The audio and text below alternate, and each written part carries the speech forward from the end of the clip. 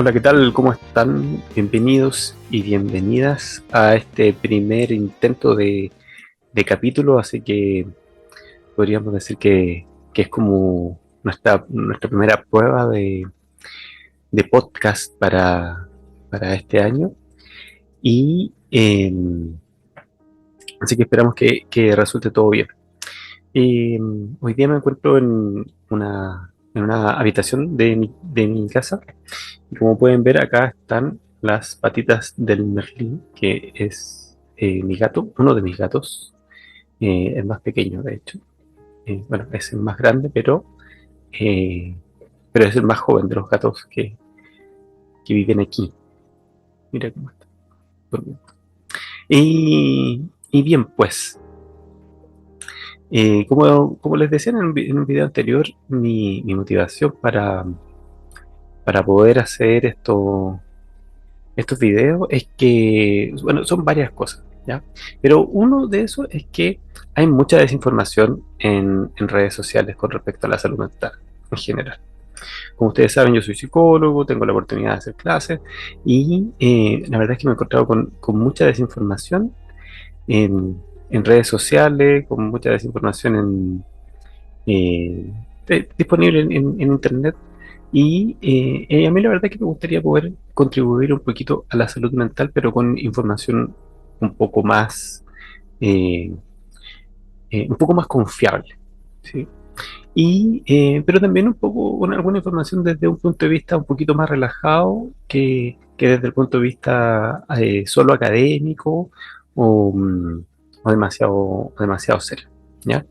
Y a propósito también de que actualmente hemos pasado por muchas crisis, como país me refiero. Bueno, a lo mejor en lo personal también hemos pasado por varias crisis. Eh, eh, y ustedes en lo particular también, ¿cierto? Con su familia o en sus historias de vida. Y, pero recientemente ha ocurrido eh, lo de los incendios, ¿cierto? Que ha sido terrible. Hay muchísimas personas muertas, eh, cientos de casas, miles de casas quemadas totalmente.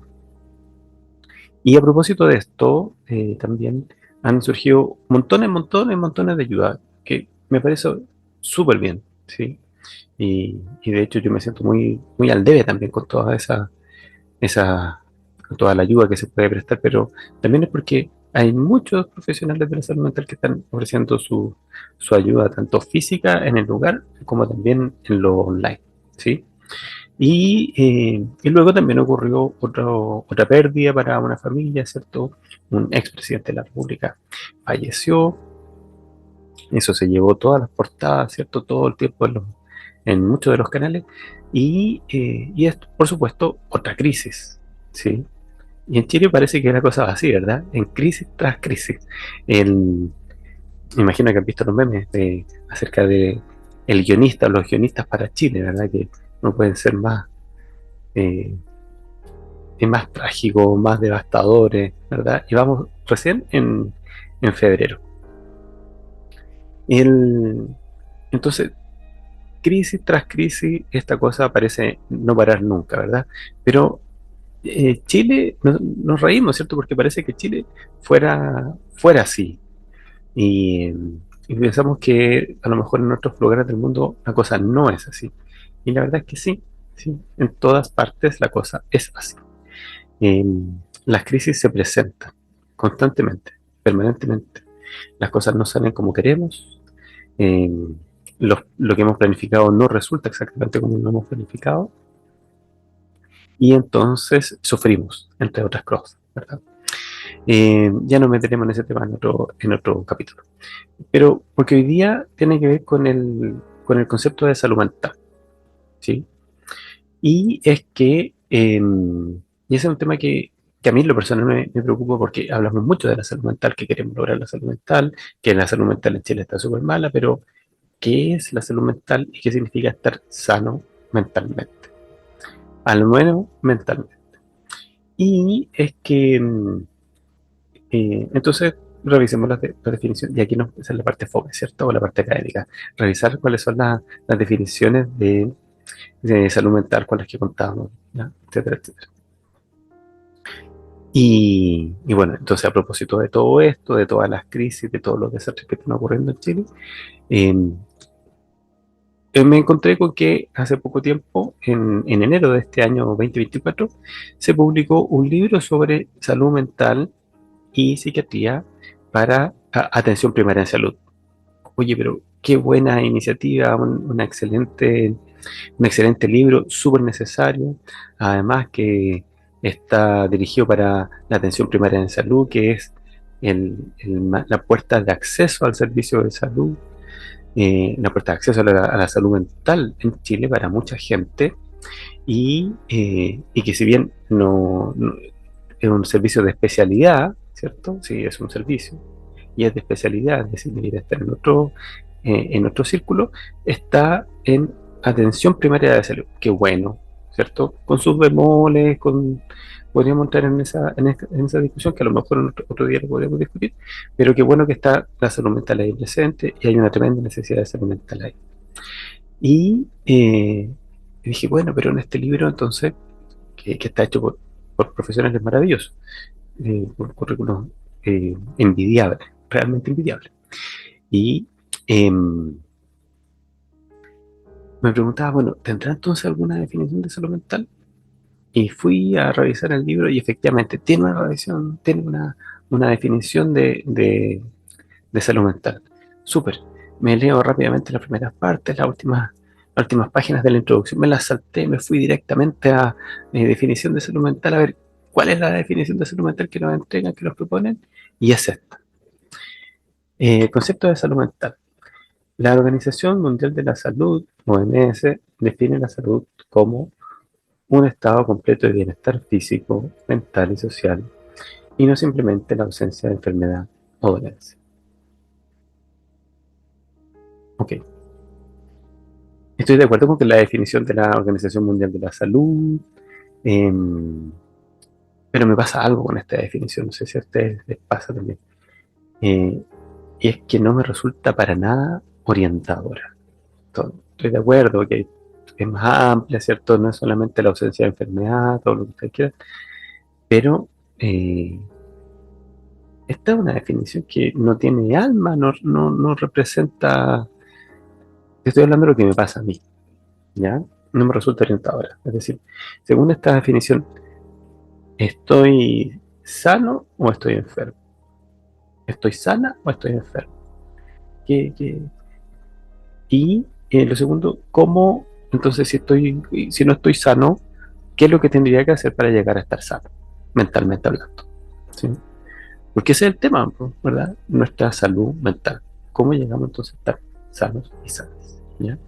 Es decir, cuando vamos a la psicóloga o al psicólogo buscando recuperar nuestra salud mental o porque hemos perdido nuestra salud mental o porque hemos hecho muchas cosas para lograr obtener o recuperar nuestra salud mental. ¿Qué, eh, ¿Qué es lo que tenemos que hacer o qué es lo que va a hacer ese profesional para que nosotros obtengamos esa salud mental? ¿Cómo la entiende ese profesional, la salud mental?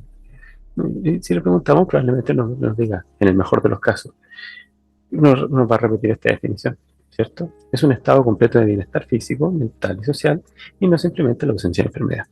Pero ¿qué es eso? Y ahí es donde eh, empiezan ya las dificultades, las definiciones, y por lo general, ¿qué es lo que yo he visto en la realidad? No quiero apropiarme de la realidad, pero ¿qué es lo que he visto en la mayoría? Porque yo también he podido atender en APS, en CEFAM, he podido también atender de manera particular, de manera gratuita, he podido trabajar en organizaciones, en fundaciones, ¿ya? Entonces, ¿qué es lo que he visto? Es que, lamentablemente, la definición de salud mental queda a tu propio arbitrio, ¿sí? Finalmente la gente dice, es que es algo que tienes que definir por tu propia cuenta. Y cuando lo dejamos así, chuta, estamos en un problema. Porque no es una cuestión de sentido común, ¿sí? Eh, Mucha gente dice, bueno, es que si es que lo que te gusta y te hace bien, entonces va a ser saludable. Y eso no necesariamente es así. Bien. Eh, ¿Por qué no? Porque, por ejemplo, a ti te puede gustar mucho el azúcar, ¿sí?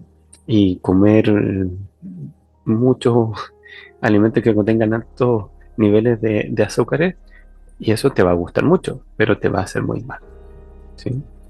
Y en salud mental pasa más o menos lo mismo, ¿sí? Tú puedes ver, puedes consumir, porque eso es lo que hacemos, podemos consumir series, música, internet, ¿cierto? Los ejemplos a esa altura ya clásicos. Y eso, por mucho que te guste, no necesariamente te va a hacer bien, ¿sí? Entonces, muchos de los contenidos que nosotros estamos consumiendo cotidianamente no necesariamente nos van a hacer bien. Ese ya va a ser un tremendo problema. Y así que no contamos con una definición de salud mental, ¿sí? Y encuentro que esta definición, que viene con es muy profesional, viene con muy buena voluntad, ¿cierto? Pero no me ofrece una imagen orientadora, entonces, de si estoy sano o estoy enfermo, o qué es lo que tendría que hacer, no me resulta orientadora hacia dónde tendría que dirigirme para saber lo que es sano, o qué es estar sana, qué es lo que es la salud mental. Bien, entonces, en este primer capítulo me quiero referir a eso, aunque va a ser un tema al que latamente o pesadamente vamos a volver, voy a tratar de volver para ir respondiendo a esa pregunta, ¿qué es estar sano mentalmente? ¿Sí? Y esta definición que yo les contaba es una definición que viene desde hace muchos años atrás. Yo cuando estudié por primera vez psicología, digo por primera vez porque después hice postítulo, y magíster y todo eso, em, estoy diciendo, yo salí de psicología el año 2005, entonces imagínense, esa definición la leí en el año 2001, 2002, no sé. Y era la misma definición de salud. Em, pero siempre con la sensación de que queda corto. Y entonces les voy a presentar una definición de lo que podría ser saludable, pero visto desde otra perspectiva. Y es la definición de eh, Abraham Maslow. Es una definición entonces más o menos de la misma época, pero que sin embargo para mí es una de las definiciones fundamentales de lo que es la salud mental y sin embargo está muy olvidada o muy malentendida. Y ese es otro problema. El Abraham Maslow hizo una investigación preguntándose justamente qué son las personas sanas, o cuáles son las características de las personas sanas. Abraham Maslow es uno de los primeros psicólogos humanistas. Primero, por supuesto, fue un psicólogo conductista, también tuvo influencia del psicoanálisis. Abraham Maslow dice, soy conductista, soy psicoanalista, soy humanista. Es decir, no excluye las diferentes corrientes de la psicología. Y eh, y se dice, bueno, mira, sabes que el conductismo ya nos ha enseñado bastante acerca de la conducta, ¿sí? Pero el ser humano no es solamente un ente que responde a los estímulos del ambiente. Y por su parte, el psicoanálisis nos ha enseñado mucho de la patología. Hasta ese momento, muy poco de lo que era estar saludable. El psicoanálisis había enseñado acerca de la neurosis, ¿cierto? El narcisismo, eh, la histeria, por nombrar algunos de los trastornos, pero no había entregado una orientación acerca de lo que es estar sano psicológicamente o mentalmente.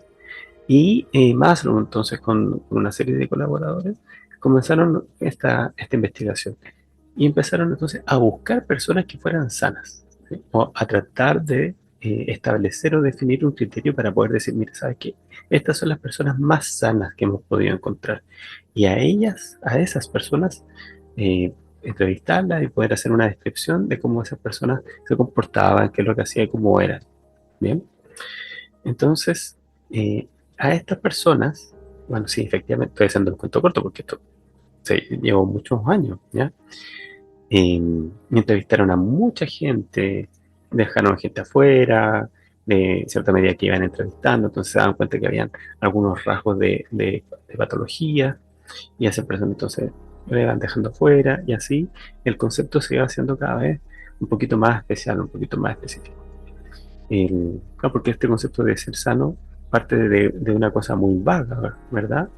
Y hay que ir entonces, afinando el concepto, profundizando en este concepto, para llegar a poder proponer un concepto más científico, o un concepto un poquito más aceptable. Y así fueron entonces entrevistando gente, veían que tenían estas características, veían qué personas cumplían con ellas, cuáles no, iban entonces haciendo un destilado, iban haciendo un filtrado de todas estas personas. Y así es como fueron entonces recopilando un grupo cada vez más selecto de personas, selecto en el buen sentido de la palabra, ¿ya? Pero que fueran compartiendo estas características de la salud mental. Entonces, y a este grupo se le llamó personas autorrealizadas. Y aquí con esta palabra ya se nos explota otro tremendo problema, ¿ya? Porque el concepto de autorrealización, muchas personas lo entienden como pueden entenderlo, pero no correctamente. ¿Y a qué me refiero con esto? En, ya, me he tenido la oportunidad de tratar de enseñar este concepto, y espero haberlo transmitido de la mejor manera posible, en clases en la universidad, en las universidades. Y, eh, y siempre parto con la misma pregunta: ¿qué es la autorrealización para ti? Entonces, si quieres, le pones pausa a esto y escribes qué es lo que es la autorrealización para ti. Si ya volviste de la pausa, el, yo me he encontrado con que muchas personas, sobre todo bueno, los que yo puedo entrevistar, estudiantes, pacientes, adultos de diferentes edades, ¿sí? Y durante varios años me he encontrado con la siguiente sorpresa, y es que lo definen como la autorrealización como cumplir tus metas. Ok, no está ahí, podría decir ya, ok, pero ¿cuáles son tus metas? Metas súper personales, ya, ¿cuáles son? Tener una casa, titularme, tener una casa, casarme, tener hijos, ¿cierto? Como lo general, ¿sí? Y además incluye solo una perspectiva muy hetero, ¿no? ¿Verdad? Y, pero además centrado en el tener, ¿sí? Tener un título, tener un trabajo, tener una casa, tener un auto, tener todo eso. Que me parece perfecto, ¿sí? Que lo quieras tener. Em, y, y las personas entienden entonces que la autorrealización se trata de eso, de conseguir cosas, ¿sí? De tener cosas. Pero la definición de Maslow está muy alejada de eso, absolutamente. Entonces, esta es una invitación a, a estudiantes de psicología y a las personas en general, a que les interese la psicología y la salud mental, a, a chequear cuál es ese concepto de sanidad o el concepto de autorrealización que tenía, ¿ya?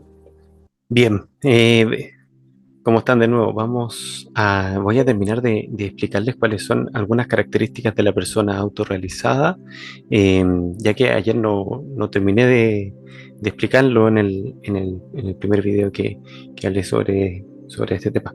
Pero como les contaba, hoy solamente les voy a contar tres de las características de la persona sana, mentalmente hablando, o de la persona autorrealizada, como la llamó originalmente Abraham Maslow.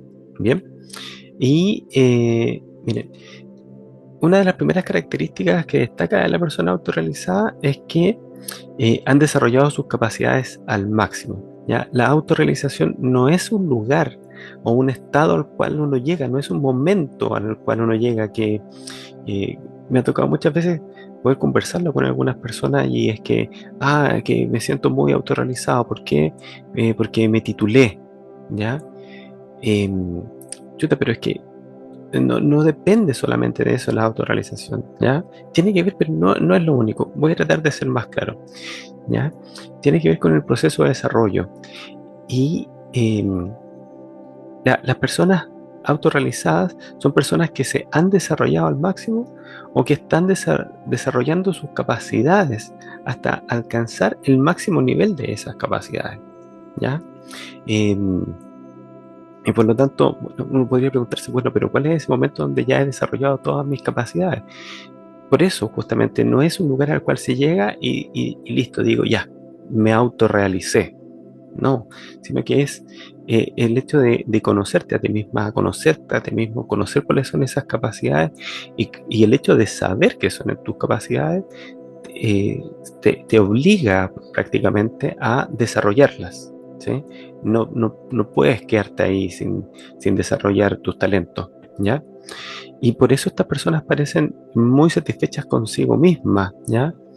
Eh, y satisfecha en un sentido que esto me gustaría explicar, porque creo que la frase satisfecha consigo mismo puede traer confusión, puede traer esta confusión de, ah, bueno, pero si yo hago esto y entonces me quedo satisfecha conmigo misma, entonces ya voy a estar autorrealizada, pero no es un sentido de quedarse ahí, ¿ya? Eh, Porque esa lógica, bueno, si yo ya me compré esto, entonces estoy satisfecho, estoy autorrealizado. Esa manera de pensar estaría muy orientado a una satisfacción de tu deseo, una satisfacción material. Bien, El- lo que pasa con las personas autorrealizadas es que están motivadas por el desarrollo permanente continuo y eso no termina. Bien, eso no termina nunca, siempre hay algo nuevo que aprender, un nuevo nivel el cual lograr, ¿sí? Y por lo tanto es una motivación permanente porque en ese sentido no se acaba nunca, ¿sí?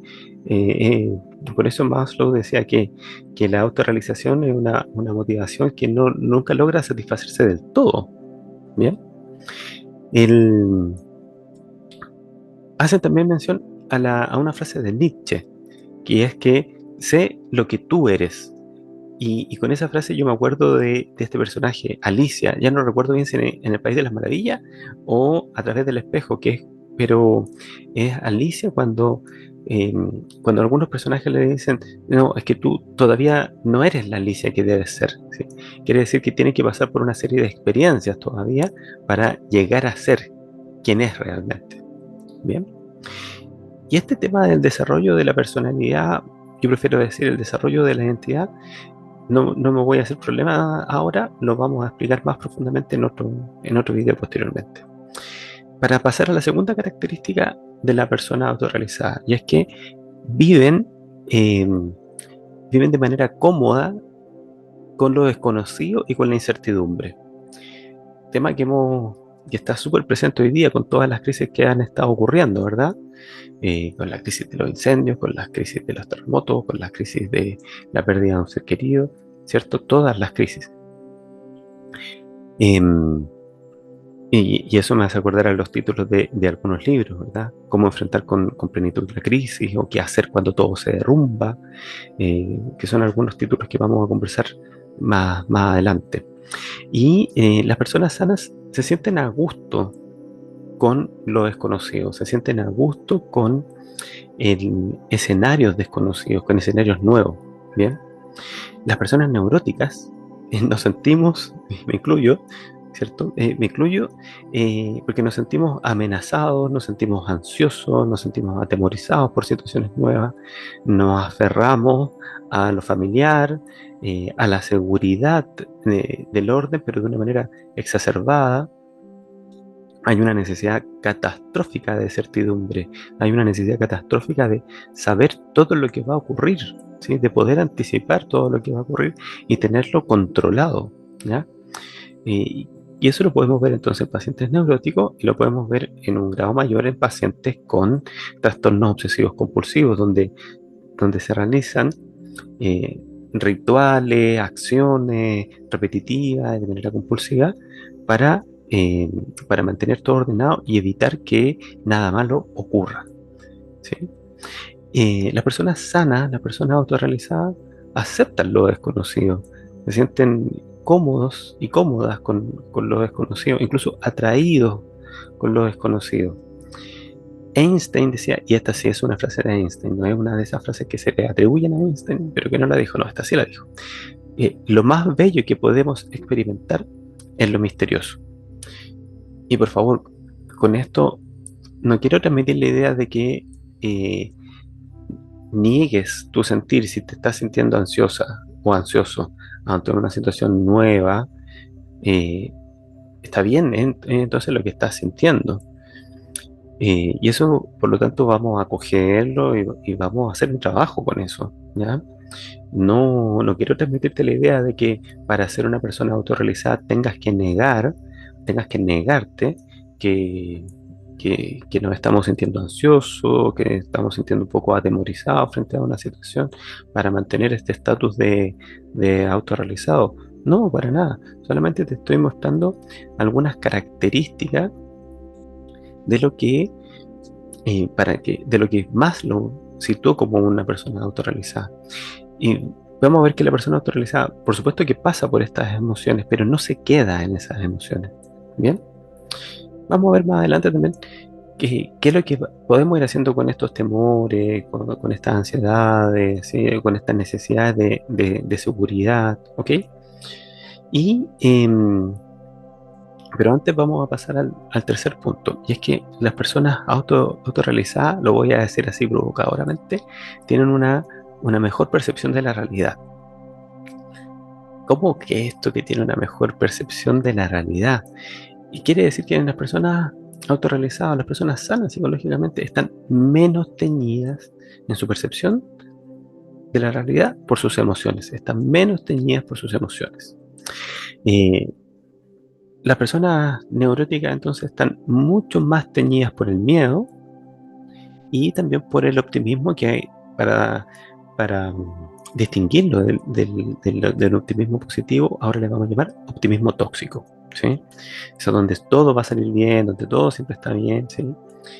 Y que hoy día creo que sabiamente recibió el nombre de optimismo tóxico, ¿ya?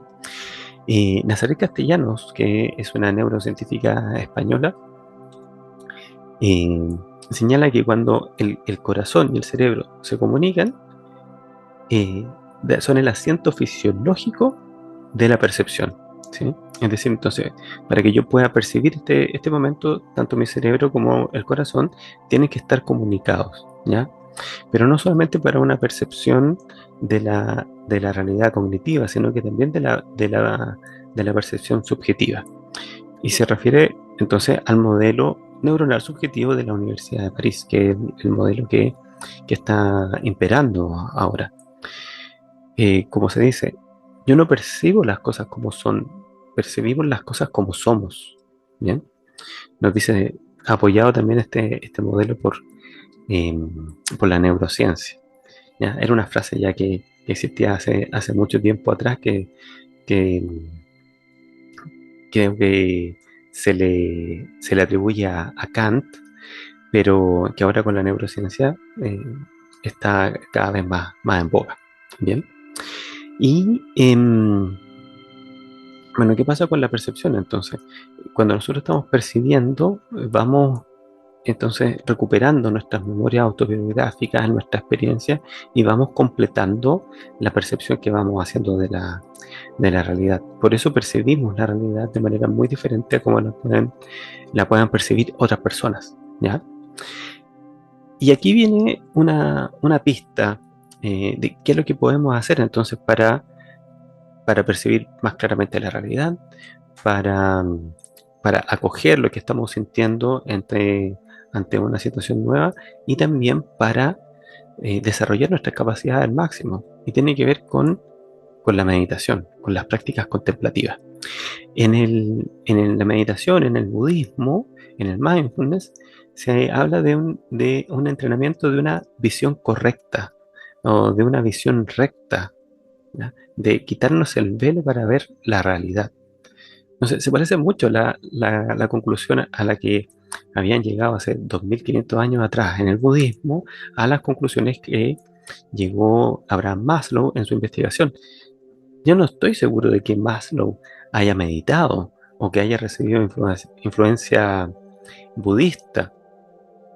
Creo que no, pero si no la recibió, llama mucho más la atención que hayan llegado a consecuencias o conclusiones tan similares acerca de lo que va a ser estar sano mentalmente.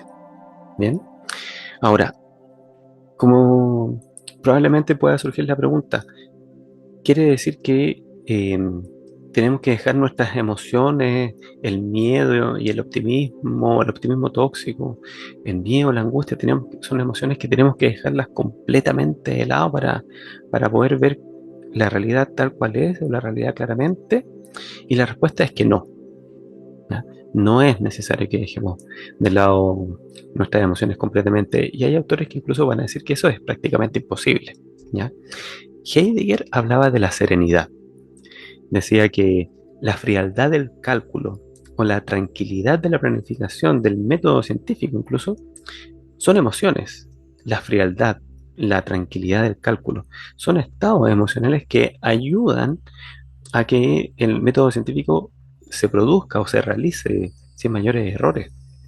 Eh, ¿Qué quiere decir eso? Entonces que siempre vamos a estar bajo un influjo emocional, que lejos de ser una contaminación de un estado afectivo, es necesario. Entonces, eh, ni el miedo ni el optimismo tóxico son aconsejables para tomar decisiones, ¿cierto? O para tratar de percibir la realidad, sino que la serenidad y la tranquilidad, que como estados en los cuales nosotros podemos entrar o podemos entrenarnos para poder mantenernos en esos estados o volver a esos estados y de esta manera poder tener una visión más clara de la realidad o una mejor relación con, con la realidad. El- Ahora, como les decía, estos datos, estas investigaciones son antiguas también. Desconozco, creo que no, y he estado buscando si es que hay investigaciones actuales acerca de, de alguna nueva definición de salud mental o investigaciones que estén buscando personas sanas para poder describirla en la actualidad.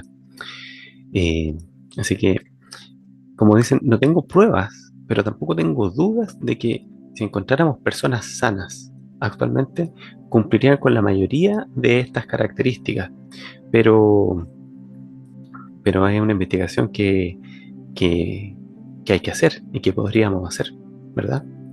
Por ahora podemos quedarnos con estas recomendaciones que ya tienen muchos años y que han sobrevivido a todos estos años, algunas más de 40 años y otros más de 2500 años, y si han sobrevivido es porque justamente nos hacen bien y son prácticas que podríamos realizar para asegurar nuestra salud mental y mantenerla. Así que bien, pues em, los dejo por hoy día, me despido. Si quieren ayudarme a continuar con esto, pueden suscribirse al canal, dejar su comentario, algunas preguntas, observaciones y qué les parece esta idea de la salud mental. Vamos a ver más características de la persona sana para que ustedes puedan ir haciendo esa comparación de, oye, tengo esas características de la persona sana, cumplo con ellas, estoy seguro de que con más de alguna característica vas a cumplir, pero quizás con otras no. ¿Sí? Y ahí es interesante porque te va a orientar qué tipo de trabajo entonces son los que podrías hacer para alcanzar tu salud mental. Bien, en, bien, pues eso por hoy día. Suscríbete porque te gusta y déjame entonces tu comentario. Adiós. Chao, chao.